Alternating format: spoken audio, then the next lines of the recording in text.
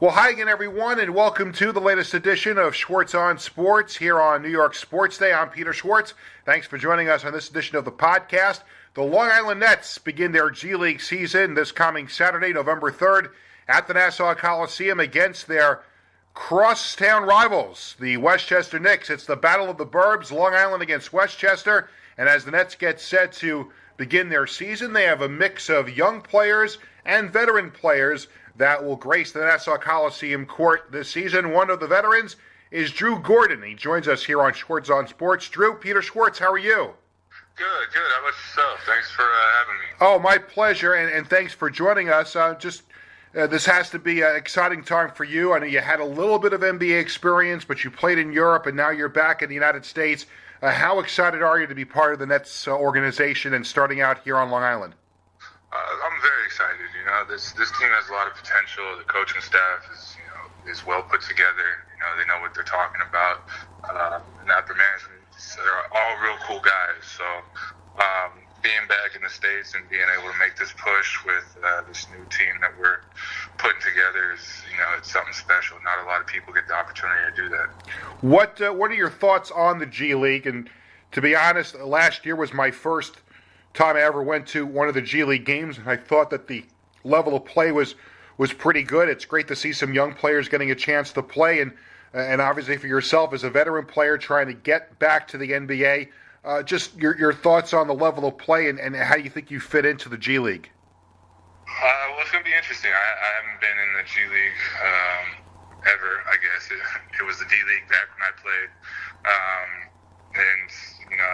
There was some tough moments and a lot of things that you kind of had to push through in the middle of winter time when you're taking long bus rides to the middle of nowhere. But I've been told by a lot of my friends who have come back from playing overseas to take a shot at the G League that they've really become a lot more professional and a lot more well maintained all around. So I'm looking forward to being able to see what the G League has to offer. We're talking to Long Island Nets forward Drew Gordon. The Nets take on the Westchester Knicks to open up the season Saturday at Nassau Coliseum. As far as your time in Europe, how was it for you over there? What kind of experience was it, and how do you think it translates into bringing your game back over here to the States? My time in Europe was good. I played well. Played Euro League, Euro Cup, and played at the highest level out there, basically year after year. So, just maintaining a good attitude and being able to adapt quickly to new situations is a big thing that I've had to learn over the years. Obviously, going to a new country every year, having to immediately fit in is no easy task. So, hoping to bring that back here and kind of show that it's okay to play differently and that different philosophies of basketball is okay to buy into, especially if we're going to be winning at a pretty decent clip, hopefully.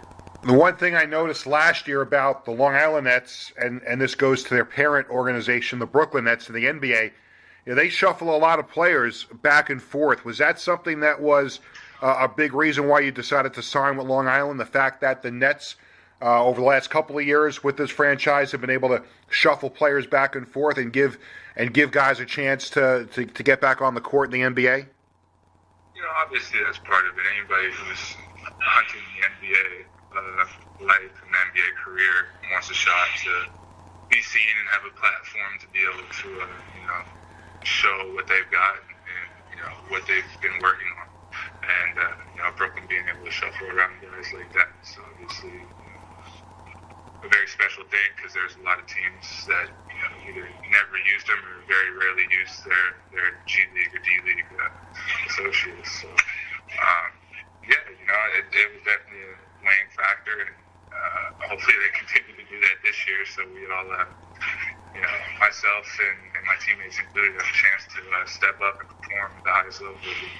I know you've had a chance with your teammates to practice on the Coliseum floor, and obviously it's a building that once housed NBA basketball when the Brooklyn Nets were the New York Nets back in the Julius Erving days a number of years ago. And just wondering your thoughts on the building. A lot of people think it's now the best arena in the G League because you had 3,000 seats. It's basically an NBA arena.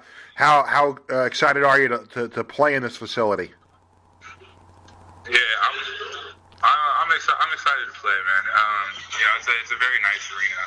We had an opportunity to play on the court and get used to it, go with the locker rooms and kind of get a feel for our layout. So with that being said, being overseas, I've played in some interesting gyms, to say the least. So now that we're back in the Coliseum, and we have a good solid floor, and it sounds like the fan base is pretty strong. There's running water and all kinds of amenities, right? Yeah, there's running water. There's ice. There's two hoops.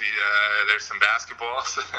We got pretty much everything we need there. So I'm excited. I can't wait to be able to kind of show everybody how hard we've been working this preseason.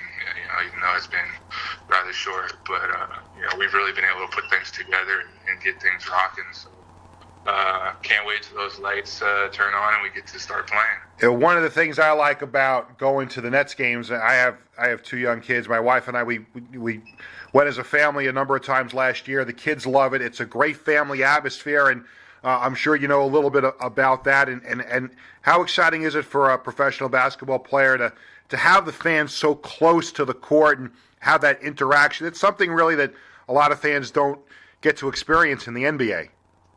Yeah, we really appreciate everybody that comes out and that supports us, and we really want to feel like everybody's incorporated, and it's a really good family atmosphere, obviously, because we want everybody to be happy and to be able to support us and root us on, because momentum is a real thing. But also, it's a chance for kids and young teens and young adults to be able to get close to live action and kind of be around the team and get a feel for what it's like to be chasing their dreams of becoming taking the next step in their career and whatnot. So it's really special that you're able to do that, and everybody kind of understands that it's a family atmosphere, and everybody's hopefully happy and understands that we're welcoming of that. We enjoy it. Last season, Isaiah White had set the bar really high because coming off the court after one of the games, he gave my son one of his sneakers. So the bar is set real high as far as the players on this year's team handing out souvenirs to the kids on the way off the court. Yeah. Well, I don't know if I'm going to be able to give sneakers right away towards the end of the year, but I'm going to have to use those for a little bit. Yeah, I would think so. But we'll for sure have fun stuff to be able to hand out and to incorporate some of the kids. I know they ask for headbands and sweatbands and everything under the sun. Oh, wait till you meet my kids. Drew, thank you so much for spending a few minutes with us. Best of luck with the Long Island Nets, and especially good luck in the season opener and the home opener Saturday at the Nassau Coliseum against the Westchester Knicks, and we're looking forward to meeting you out at the Coliseum.